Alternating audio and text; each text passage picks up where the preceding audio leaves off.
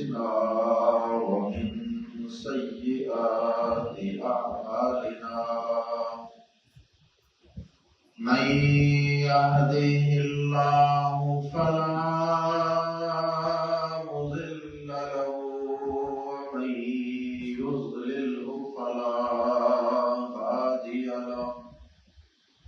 وأشهد أن لا إله إلا الله وحده لا شريك له وأشهد أن محمدا عبده ورسوله أما بعد فإن خير الحديث كتاب الله وخير الهدي هدي محمد صلى الله عليه وسلم وشر الأمور محدثاتها وكل محدثة بدعة وكل بدعة ضلالة وكل ضلالة في النار. أعوذ بالله السميع العليم من الشيطان الرجيم من همزه ونفخه ونفثه. بسم الله الرحمن الرحيم. إذا جاء نصر الله والفتح ورأيت الناس يدخلون في دين الله أفواجا فسبح بحمد ربك واستغفره إنه كان توابا. قابل احترام بھائیوں، بہنوں اور نوجوانوں، اللہ رب العزت کا ہمارے ملک پاکستان پہ بے حد و حساب احسان اور فضل ہوا کہ اس نے جنگی جنون میں مبتلا ہمارے دشمن کو بدترین شکست سے دوچار کر کے اس کے غرور اور تکبر کو ہمیشہ کے لیے خاتمہ ملا. ورنہ جب سے یہ لا الہ الا اللہ کا وطن باہر سے وجود میں آیا ہے، اس وقت سے ہی ہمارے اس نام نہاد ہمسائے نے دل سے ہمیں قبول نہیں کیا، اور روز اول سے ہی کوئی نہ کوئی سازش، کوئی نہ کوئی شرارت، کوئی نہ کوئی مکاری اور کوئی نہ کوئی چال چلتا رہتا. کبھی اقوام متحدہ کی قراردادوں کے باوجود کشمیریوں کو اس نے ظلم و بربریت کا نشانہ بنایا ہوا ہے. اور جب یہ پاکستان اور انڈیا کی تقسیم ہوئی تھی تو اس وقت یہ فیصلہ ہوا تھا. ساری دنیا اس فیصلے کو جانتی ہے کہ جن خطوں میں مسلمانوں کی اکثریت ہے وہ خطے اور وہ علاقے پاکستان کے ساتھ مل جائیں گے، اور جن علاقوں میں ہندوؤں کی اکثریت ہے وہ انڈیا کے ساتھ مل جائیں گے. لیکن اس مکار دشمن نے اس وقت بھی کشمیر کے راجا کے ساتھ مل کر یہ سازش کی کہ کشمیر جہاں آج بھی اتنے ظلم و ستم اور اتنی قتل و غارت اور اتنی شہادتوں کے بعد بھی جہاں آج بھی ایک بڑی اکثریت مسلمانوں کی ہے، اس پر ناجائز اور غاصبانہ قبضہ جمائے ہوئے ہیں. اور پھر صرف پاکستان پر ہی یہ میری نظر اور سازشی نظر جمائے ہوئے نہیں بیٹھا ہوا تھا، بلکہ روز اول سے ہی انڈیا کے اندر موجود مسلمان، جن خطوں میں مسلمانوں کی آبادی ہے، اور یاد رہے کہ وہاں مسلمانوں کی آبادی کروڑوں کی تعداد میں ہے، اور مسلمان وہاں کوئی معمولی تعداد میں نہیں ہے۔ جن علاقوں میں مسلمانوں کی اکثریتیں ہیں، ان علاقوں میں بھی اس نے ظلم و ستم کے پہاڑ توڑے۔ احمد آباد ہو، گجرات ہو، اور اسی طرح اس ملک کے بیشتر علاقے جہاں پر مسلمانوں کی اکثریت ہے، وہاں پر کون سا ظلم ہے جو انہوں نے نہیں ڈایا؟ مسلمانوں کو زندہ جلا دیا گیا، بہت ظلم۔ اور ہم تو مسلمان ہیں، سچی بات یہ ہے کہ وہاں رہنے والے دیگر غیر مسلم اور اقلیتیں بھی ان کی شرارتوں اور ان کے ظلم و ستم سے محفوظ رہیں۔ کیا وہاں کے عیسائی محفوظ ہیں؟ کیا وہاں کے سکھ ان ہندو دہشت گردوں سے محفوظ ہیں؟ ہرگز نہیں۔ اور بیگانے تو بیگانے، سچی بات یہ ہے کہ ان کے انتہا پسند ہندوؤں کے ہاتھوں وہاں کے ہندو بھی محفوظ نہیں ہیں۔ جو کمتر ہندو ہے نا، آپ جانتے ہیں کہ ان کے اندر، ہندوؤں کے اندر طبقاتی تقسیم پڑی ہے، تو جو بیچارے نچلے درجے کے ہندو ہیں،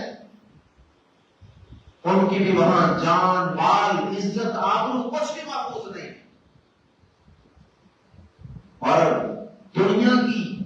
آنکھوں میں یہ دھول ڈالی جاتی ہے کہ انڈیا، بھارت ایک سیکولر اسٹیٹ ہے، یعنی جس کا کوئی مذہب نہیں ہے۔ لیکن سچی بات یہ ہے کہ یہ واضح جھوٹ ہے، واضح جھوٹ۔ اس خطرناک دشمن کو اور اس مکار دشمن کو اللہ پاک نے افواج پاکستان کے ہاتھوں ایسی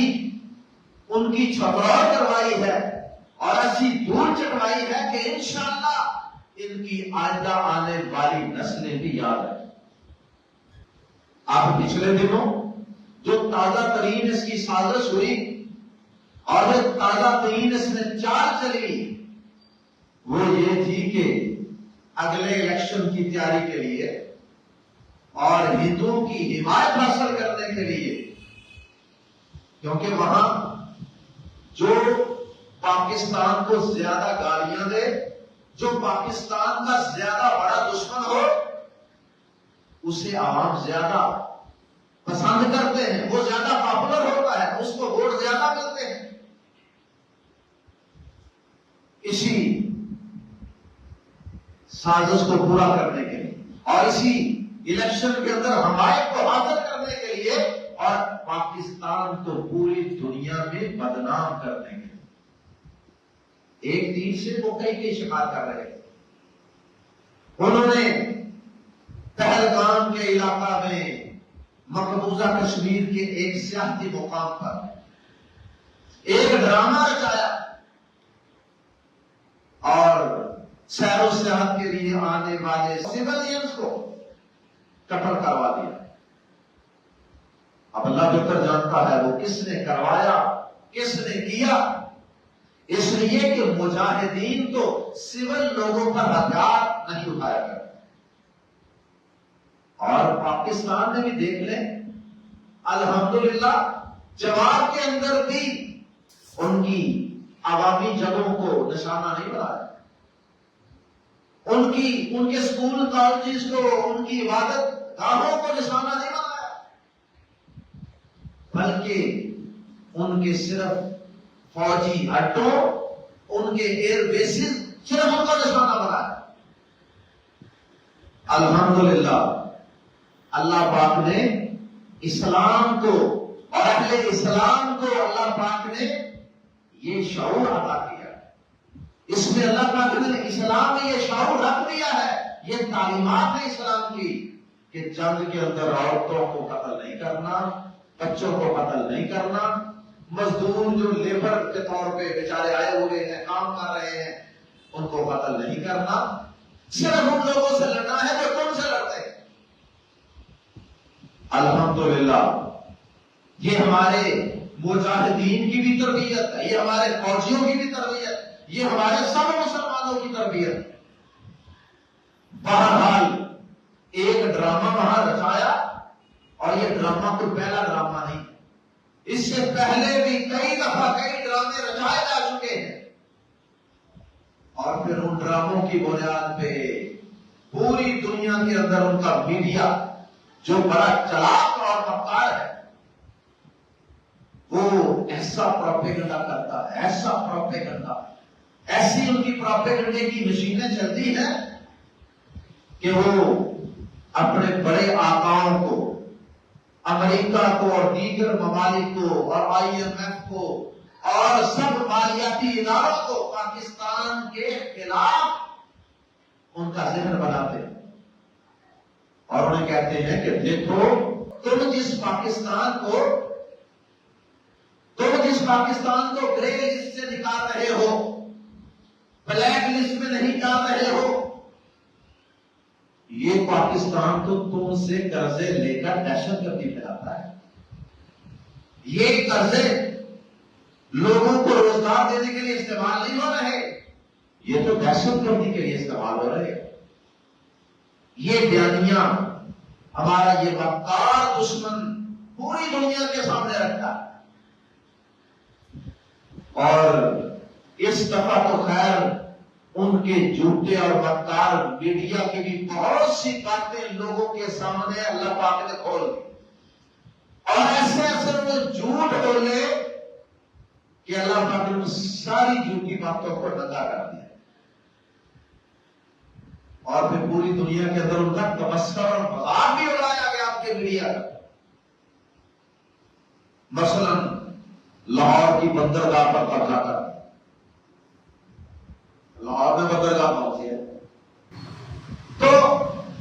سوشل میڈیا پہ پھر لوگوں نے ایسی تصاویر بھی بنائی کہ مینار پاکستان ہے اور اس کے ارد گرد سارا پانی، اور مینار پاکستان درمیان میں ایک جزیرے میں گرا ہوا، اور نیچے یہ لکھا کہ انڈین میڈیا کے مطابق اس بندرگاہ پر انڈیا کا مکمل قبضہ اور کنٹرول ہو چکا، اور اسی طرح کئی ایک مسلمانوں کو، مثلا جن شہداء کو اس ظالم نے یہاں شہید کیا میزائل مار کے، مسجدوں کے اوپر اس ظالم نے حملے کیے، اور اس کے نتیجے میں جو عام لوگ مسجد میں سوئے ہوئے، مسجد کی صفائی کرنے والے، مسجد میں نماز پڑھانے والے، وہ شہید ہو گئے، اور کئی ننھے معصوم بچے چھوٹے چھوٹے وہ بھی شہید ہو گئے۔ تو اب ان کی شہادت کے بعد کسی نے جنازہ تو پڑھانا تھا نا، پھر ہماری افواج پاکستان نے اس جنازے کو اپنا جنازہ تو سمجھنا تھا نا، آخر ان کا ملک تھا اور ان کے دشمن نے اٹیک کیا تھا اور نہتے اور بے گناہ معصوم شہریوں کو شہید کیا۔ اب ہمارے ملک کے ایک عالم دین حافظ اختر رؤف صاحب نے جنازہ پڑھایا، پوری دنیا کے اندر جناب ان کے خلاف سازش، اور اسی طرح کے اور کئی پاکستانیوں کے خلاف بڑے بڑے پروپیگنڈے، یہ دہشت گرد ہے، یہ فلان ہے، اور کئی ہمارے پاکستانی علماء کے بارے میں ایسے ایسے پروپیگنڈے کیے کہ ان کے بڑے بڑے عظیم و شان محلات دکھا دیے اپنے سوشل میڈیا پہ، اور وہ بیچارے وہ محلات ڈھونڈ رہے ہیں کہ یہ انڈیا نے ہمیں بتایا کہ ہمارے یہ محلات ہیں، مگر تو یہ محلات مل نہیں رہے، اور پھر لوگوں نے انہی کی تصاویر شیئر کی سوشل میڈیا پہ کہ یہ درویش لوگ ہیں، یہ تو دیکھیں فلاں فلاں موقع پہ یہ کھیتوں کے اندر گئے ہیں اور نیچے زمین پائی، کھیت کے اندر زمین پہ مٹی کے اوپر ہی چوکڑی مار کے بیٹھے ہوئے ہیں اور وہاں بیٹھ کے تربوزے کھا رہے ہیں۔ ان کا تو اتنا سادہ لائف سٹائل ہے، اور یہ دنیا میں بدنام کرنے کے لیے ان کا بڑا شاہانہ لائف سٹائل دکھا رہا ہے کہ ان کی تو جناب محلات ہیں، ان کی تو کوٹھیاں ہیں، ان کی تو بڑی بڑی مہنگی گاڑیاں ہیں، اور ان کو تو جناب آرمی چیف کے برابر یہاں پاکستان میں پروٹوکول دیا جاتا ہے۔ یہ سب پروپیگنڈا کی مشینیں اس دشمن کی مشینیں ہیں جو پیسہ لے کر، دنیاوی مفادات لے کر جو ان کو مفتی سبق پڑھاتا ہے وہی سبق پوری دنیا کو سناتے ہیں۔ اللہ اکبر۔ تو بات میں عرض کر رہا تھا کہ ایک خود ساختہ ڈرامہ رچایا مقبوضہ کشمیر میں، عام شہریوں پر جو سیر و سیاحت کے لیے آئے تھے ان کو ہلاک کرنے کا، اور نہ کوئی تحقیق نہ کوئی ثبوت، اور فوراً ادھر وہ واقعہ ہوا اور چند منٹ کے بعد پورا انڈین میڈیا چیخو پکار کر رہا ہے کہ پاکستان نے یہ کام کر دیا بغیر ثبوت۔ پاکستان کہہ رہا ہے کہ ثبوت پیش کرو دنیا کے سامنے، ہم کٹہرے میں عالمی عدالت کے کٹہرے میں کھڑے ہونے کو تیار ہیں، ثبوت پیش کرو۔ اور نہ آج تک کوئی بندے پکڑے جا سکے۔ تمہارا ملک ہے، تمہارے ملک کے اندر دہشت گردی خود ہمارے ملک کے اندر کرواتا ہے۔ آئے روز کبھی بلوچستان میں،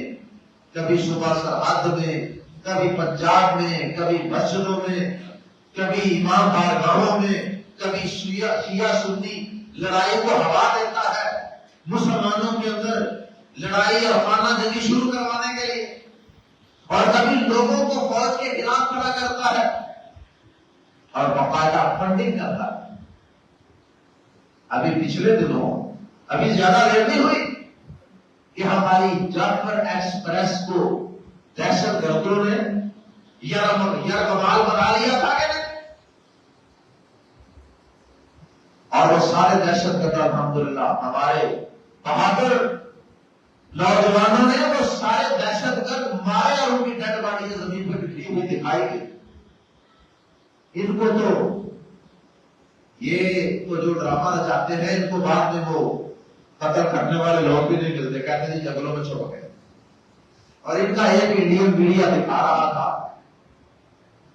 کوئی خاتون تھی اور وہ ایک درخت تھا بہت موٹا اور اس کے گرد چکر لگا رہے، کیمرے والا ساتھ تھا، اور اس درخت کے اندر تھوڑی سی جگہ تھی گہری، اس کے تنے کے اندر تھوڑی سی جگہ تھی سڑک ٹائپ،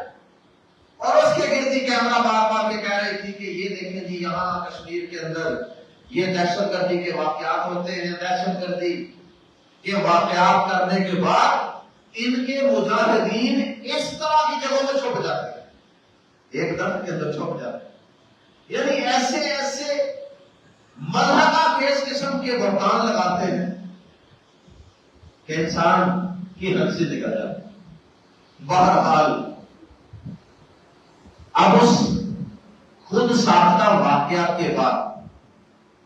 جس کی کوئی دلیل اور کوئی ثبوت یا آج تک پیش نہیں کر سکتا،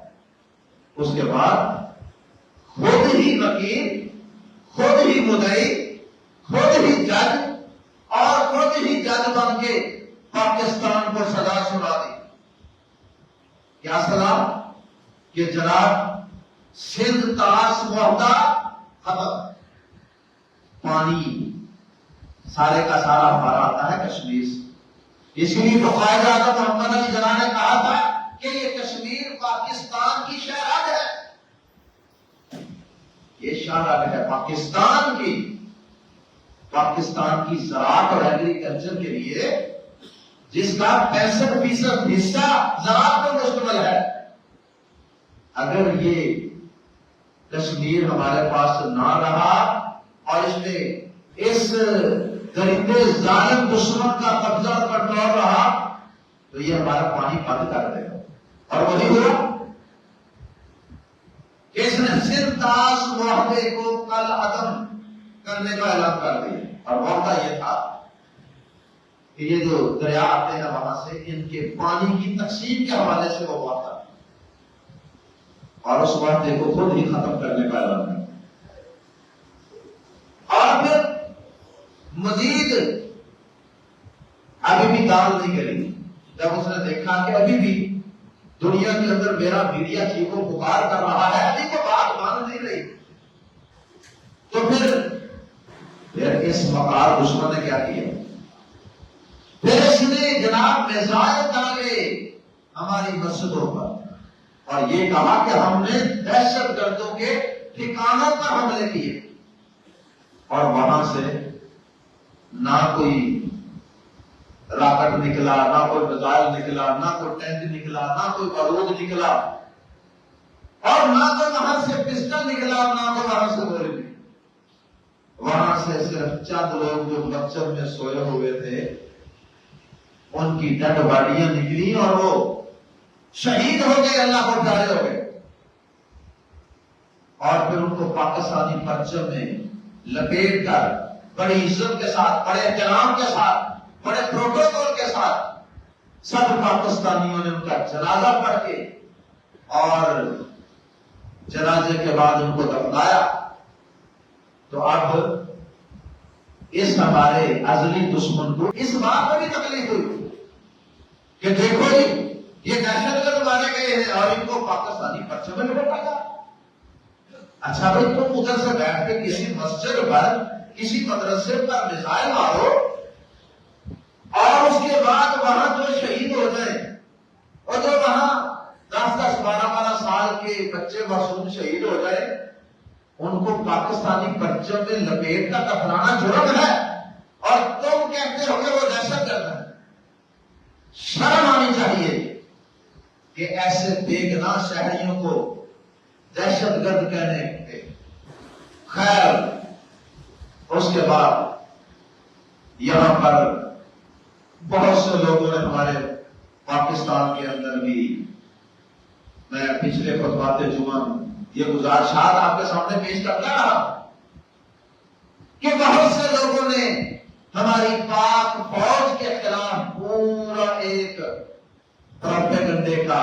بازار گرم کیا. انہوں نے کچھ نہیں کرنا, یہ کھا گئے ہیں, یہ لوٹ گئے ہیں, بجٹ کھا گئے ہیں, اتنے ارب ان کا سالانہ بجٹ ہے, فلاں ہے فلاں ہے, ان کی یشیاں ہیں, یہ زمینوں پہ قبضے کر کے یہ پلازے بناتے ہیں, یہ جناب صرف DSA بنا سکتے ہیں اور پتہ نہیں کیا کیا. اور ہم نے اس وقت بھی کہا تھا کہ یہ سب دشمن کی زبان بولی جا رہی ہے. ہماری بولی والی عوام کو پتہ نہیں ہے کہ پروپیگنڈا دشمن کا کتنا بڑا ہتھیار ہوتا ہے. اور ہم نے کہا تھا کہ صبر کریں, حوصلہ رکھیں. ہماری افواج نے بھی کہا تھا کہ حوصلہ رکھیں, حوصلہ. ہم انشاءاللہ اٹیک کریں گے اور طریقے سے کریں گے اور اس کا وقت ہماری اپنی مرضی کا ہوگا. جگہ کا انتخاب بھی ہم کریں گے, وقت کا انتخاب بھی ہم کریں گے. اور اللہ کے فضل و کرم سے اللہ کی مدد آئی, اللہ کی طرف سے نصرت اور فتح آئی اور اللہ پاک نے پھر وہ دن ہمیں دکھایا کہ جب ہر ایمان والے کے دل میں, ہر پاکستانی کے دل میں الحمدللہ ٹھنڈ پڑ گئی, ٹھنڈ پڑ گئی الحمدللہ. وہ جو پرانے جتنے پروپیگنڈے تھے نا افواج پاکستان کے خلاف, وہ سب پروپیگنڈے ہوا میں دھول کی طرح, دھوئے کی طرح اڑ گئے. اور افواج پاکستان نے یہ بتا دیا کہ ہم تمہارا دیا گیا بجٹ کھاتے نہیں ہیں. کوئی کھاتا ہوگا انفرادی طور پر تو ہم اس کی وکالت نہیں کرتے. اچھے برے لوگ ہر جگہ ہوتے ہیں, وہ فوج ہو, وہ پولیس ہو, وہ ایجوکیشن سیکٹر ہو, وہ حتیٰ کہ مسجد مدرسے کیوں نہ ہو, کیا اچھے برے لوگ ہر جگہ نہیں ہوتے. آپ اللہ کے گھر بیت اللہ میں جائیں نا, وہاں پہ عمرہ کرنے جائیں, طواف کر رہے ہو تو وہاں بھی کئی خبیث جیب کترا کر رہے ہو. بھائیوں چند لوگوں کی حماقت کی وجہ سے، چند لوگوں کی ذاتی غلطیوں کی وجہ سے پورے اداروں کو، پوری قوموں کو، پورے اداروں کو بدنام نہیں کرتے۔ یہ بات ہم شروع سے سمجھاتے آئے، وہ کسی کی ذاتی غلطیاں ہوں، لیکن دیکھنا ہوتا ہے اوورآل۔ الحمدللہ اجتماعی طور پہ ہماری افواج نے باقاعدہ پریس کانفرنس کر کے، انٹرنیشنل میڈیا کو بلا کے ان کے سامنے پریس کانفرنس کی کہ بھائی ٹائم ہماری مرضی کا ہوگا، جگہوں کا انتخاب ہم کریں گے۔ اب دیکھیں نا پوری دنیا میں یہ باتیں سنی جا رہی ہیں۔ انہوں نے تو رات کی تاریکی میں مسجد میں سوئے ہوئے لوگوں پر حملہ کیا، بتا کر تو نہیں کیا۔ اللہ اکبر۔ اور ہمارے جوانوں نے کیا کیا؟ پریس کانفرنس کر کے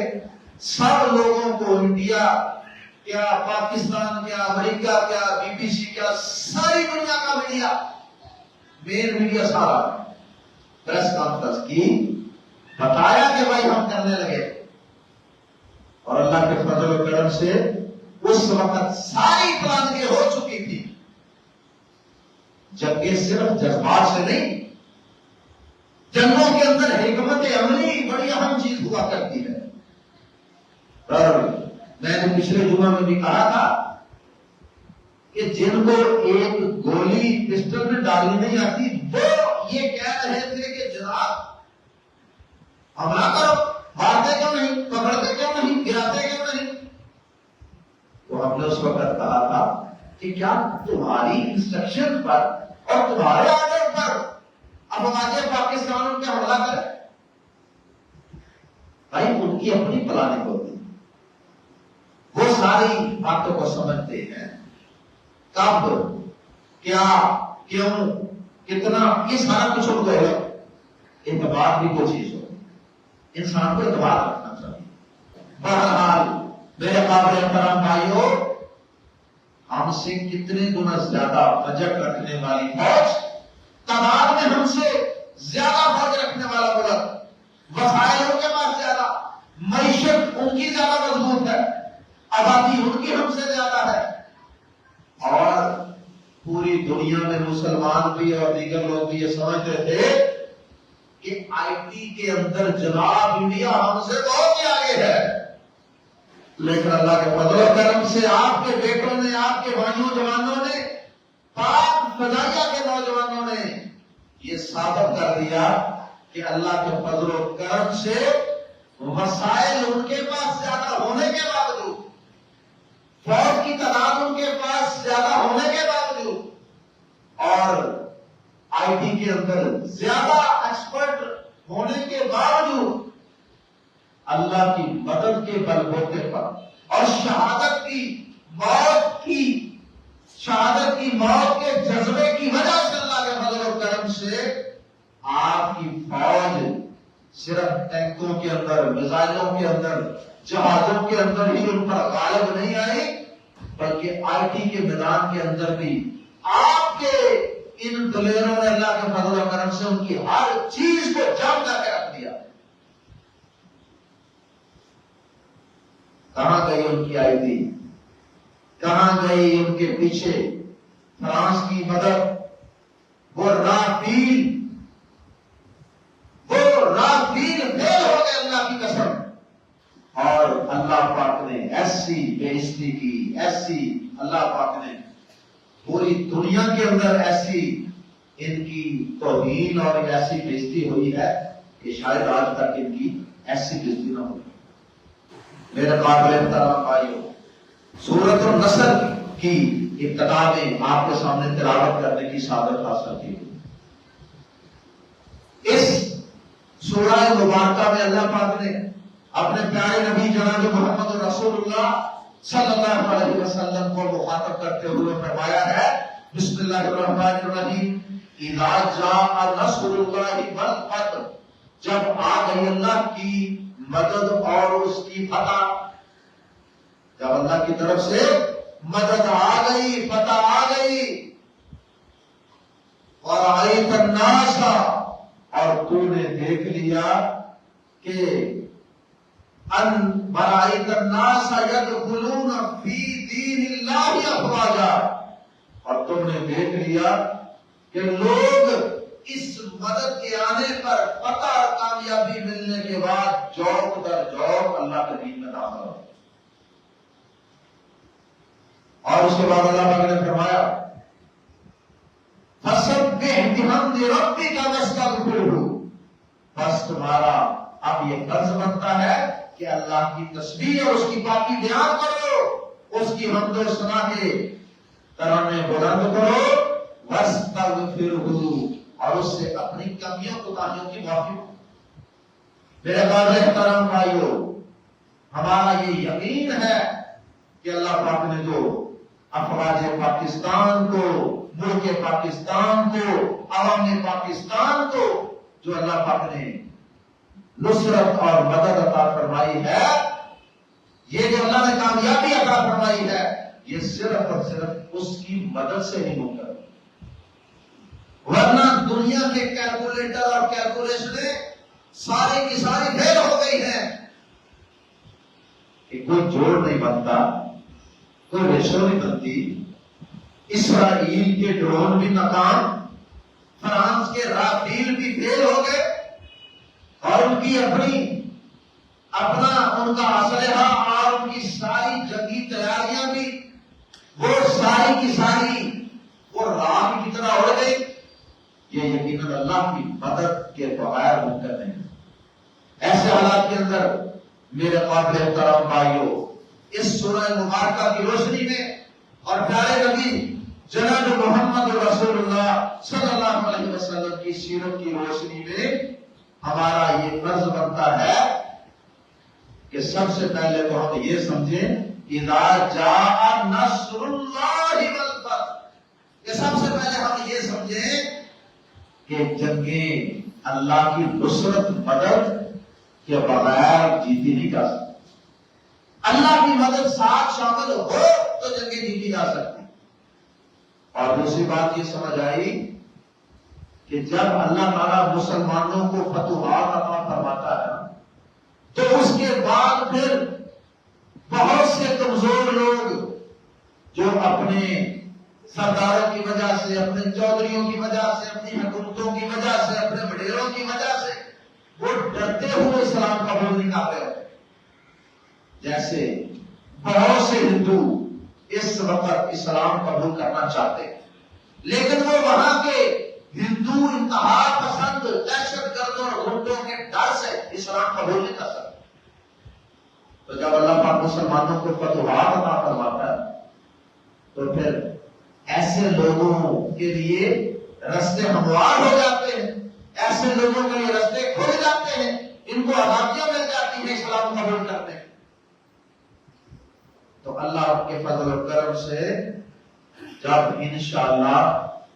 اس انڈیا کے اندر جو ہندو ہیں وہ بھی آزاد ہوں گے تو انشاءاللہ اس انڈیا کے اندر کئی پاکستان والے وجود میں آئیں، اور انشاءاللہ وہاں لاکھوں کروڑوں کی تعداد میں انشاءاللہ لوگ مسلمان ہوں گے. تو ابھی تو خیر ایک چھوٹا سا جھٹکا لگا، چھوٹا سا جھٹکا، معمولی سا، اور اس کے فوراً بعد چودھری صاحب میدان میں آ گئے اور چودھری صاحب نے کہا، چودھری صاحب نے جب دیکھا کہ اب ہمارا مرغا مار کھا رہا ہے مرغوں کی اس لڑائی میں، چودھری صاحب نے فوراً اعلان کر دیا بس بس بس بس بس لڑائی ختم، جنگ اچھی چیز نہیں ہے. تو بہرحال ابھی بہت سے حساب چکانے باقی، ابھی کشمیر کی آزادی باقی ہے، اور ابھی جو احمد آباد، حیدرآباد، گجرات کے اندر جو مسلمانوں کے ظلم و ستم ہو رہے ہیں ابھی ان کے بدلے باقی. ابھی جو پاکستان کے اندر دہشت گردی کے سلسلے ہیں ان پر انڈیا سے بات کرنی باقی. ابھی دریاؤں کے اندر جو پانی انڈیا جب جی چاہتا ہے اس کو روک لیتا ہے، اس پہ بات کرنی بھی باقی. اللہ اکبر. تو سب سے پہلی بات یہ سمجھنی ہے کہ جنگیں مسلمان اللہ کی مدد سے جیتتے ہیں، اور دوسری بات کہ جنگوں کے بعد، فتوحات کے بعد اللہ پاک بہت سے لوگوں کے دائرہ اسلام میں داخل ہونے کے راستے ہموار کر دیں۔ اور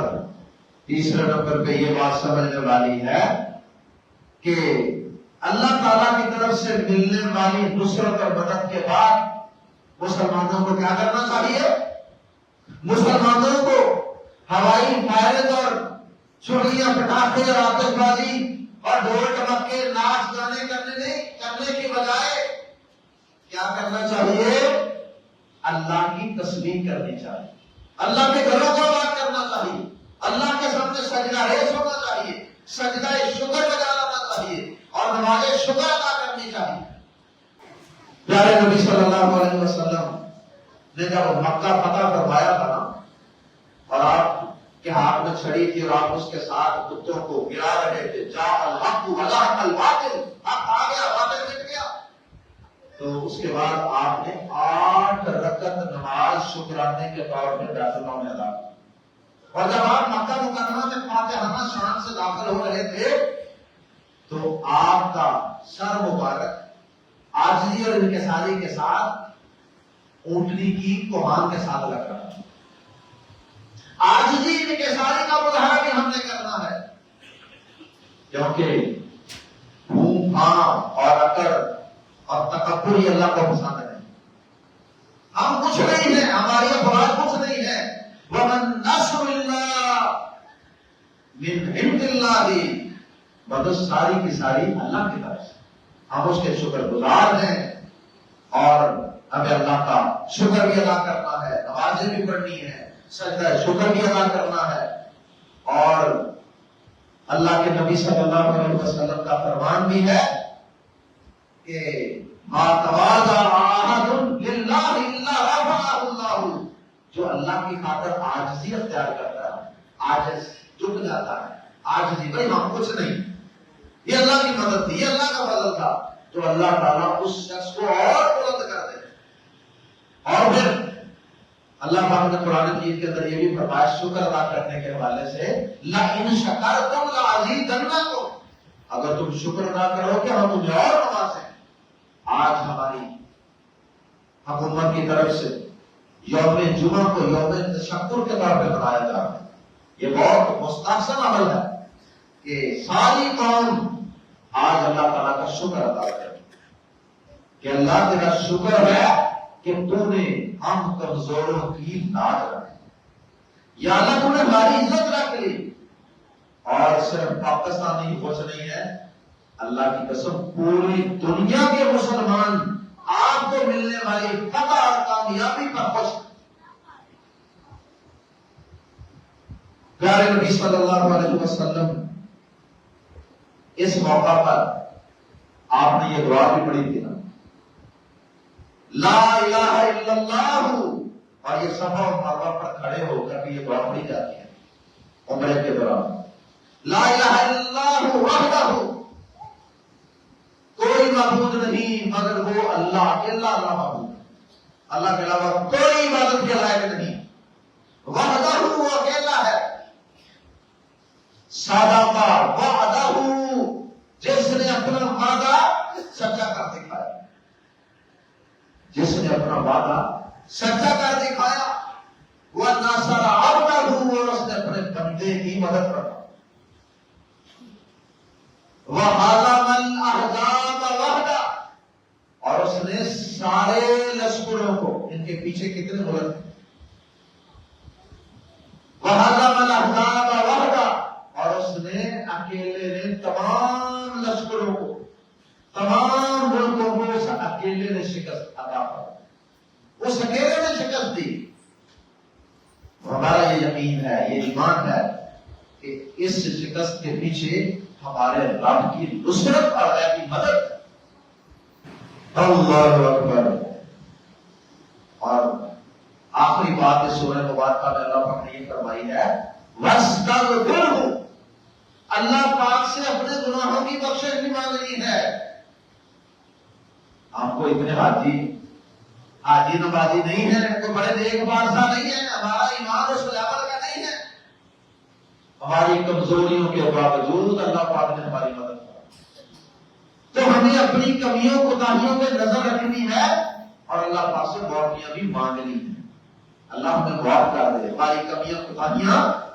جو جنگ سے پہلے تھی یا جنگ کے دوران تھی یا جنگ کے بعد ہے، اللہ ہماری وہ کمیاں کوتاہیاں معاف فرما دے۔ اللہم صلی السلام علی المسلمین، اللہم اید الجہاد والمجاہدین، سبحانک اللہم و بحمدک، اشہد